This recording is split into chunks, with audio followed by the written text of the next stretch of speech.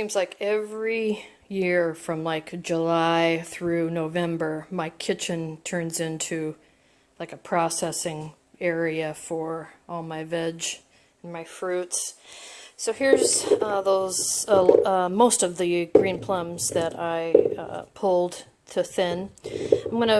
I've rinsed these pretty well, but I'm gonna go through and remove any that are overtly damaged or that are just funky. It looks like a little heart, doesn't it? For the pickling process, a lot of people leave the stems on. I think it kind of just adds a rustic flair or something to it. So for this recipe, I'm making 2 quarts because I don't want to try too much, but if I love them, I don't want to, throw out too much either. So we're going to go ahead and start just with a couple quarts, and I'm over here at the stove, and let's take a look at the recipe. Alright, so I'm linking the recipe before or below because it's not my recipe, and I actually changed from a Korean recipe I was going to use to this simpler and more straightforward Cambodian recipe. And I'm making 2 quarts, so I'm doubling these amounts, and that's why it looks like there's a lot more here than what's in the recipe. But again, I've got it in the description and a link to this channel. I think it's Katya Corner. Katya, I don't know if I'm saying that right, Corner, and she's got a YouTube station. So 3 cups water, and I've got 6 cups in here because I'm doing 2 quarts.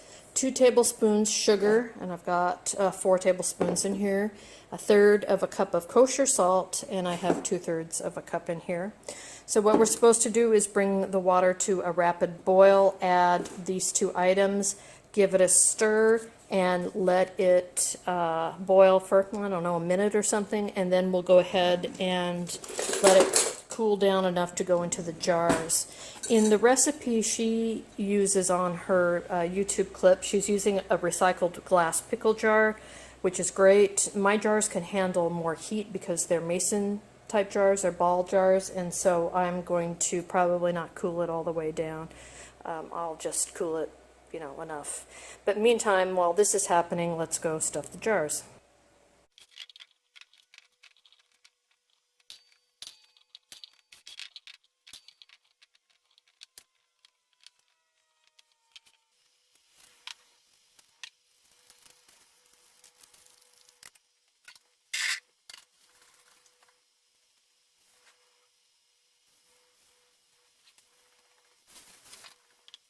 Hey guys, so because we're not canning this, we're doing a pickle. Or actually, I don't even know what to call it. It's called pickling, but it's more of a ferment because there's no vinegar in here. It's salt, sugar, and water. Anyway, I don't need to worry about headspace, so I can come all the way up, I think, as long as I've got this covered in this brine. That's good. And even if you don't can, getting a canning funnel is so good because obviously you can see that mouth is really wide and it will fit perfectly in this wide mouth jar, leaving room to move around in here, but it also fits in a regular mouth jar. The big ones, the small ones, all the different size ones. They sell them in plastic and metal. Metal's a little bit more expensive, but it will last you your lifetime, so I would suggest you have one. And it works for all sizes of jars, not just canning jars. And I suggest you get a metal one. Alright, so I'm going to top that off pretty high up there. I might remove that. I don't know. I'll think about it. And go ahead and do this one. It says just to let it sit in here for 3 or 4 days. Other recipes will omit the sugar and just make a salt brine. Some will add star anise or garlic or hot pepper. But when I try a new recipe for the first time, I like to try the most benign one, the one that has the least amount of ingredients, and then I can play with it if I like it. Because if you don't like it and you don't really know, was it the star anise I didn't like, or was it, what was it? So this way you'll know. Alright, so Now I just put a lid on it, and again, because we're not canning, I don't have to have a regular canning lid. I'm going to use one of these plastic storage lids. So, you know what I should do first, though, is just kind of...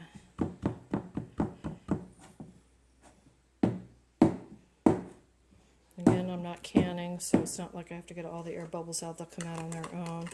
I'm not going to reef down on this. I'm just going to do a little fingertip tight and back off a little bit, so if the gases need to escape, they can.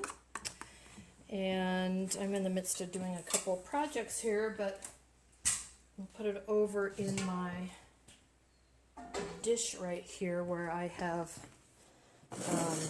actually I have some kale. I'm fermenting some kale. See how that's going, and it's, look at that, bubbling away.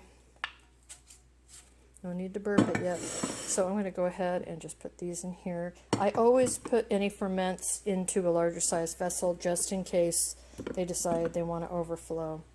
And I'll put them over there. I'm going to mark on the calendar when I put these in here. These should change color from this bright, vibrant green to like a pale yellowy tan. But yeah, we'll keep an eye on it and see what happens. So yeah, stay tuned. Hey guys, so today's the day to taste the green plum pickles. They are fermenting away in there. I picked a fresh one so you could see the color change. I'm a little apprehensive, actually. You can see some of them, like this one, it's partially changed and partially not, and that's probably, it was right up against another plum and it was floating above the line. This smells very much like a green plum. Let's go ahead and take a look. New, fermented.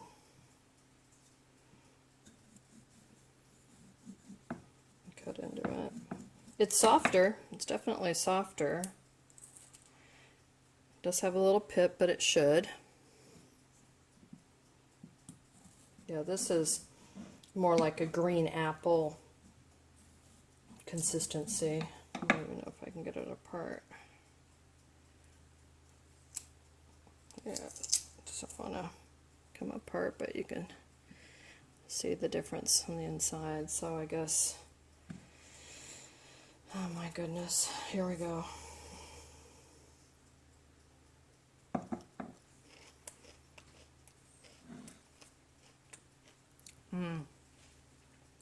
No, no, no, no. Wow. Okay, so it's salt, water, sugar, very bitter, very astringent tasting. There must be a lot of tannins in here. And I get the smell of almost like wood along and leaves along with the pickled pickledness. And I like vinegar. I like astringent things. Yeah, there's no way I'm eating this. Yeah, nope.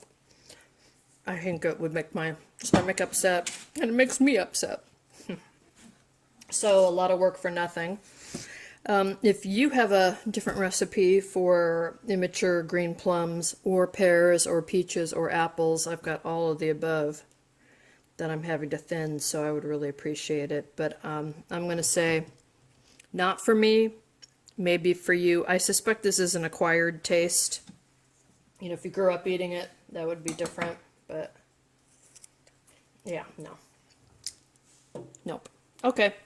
Thanks for watching. Let me know if you have any questions.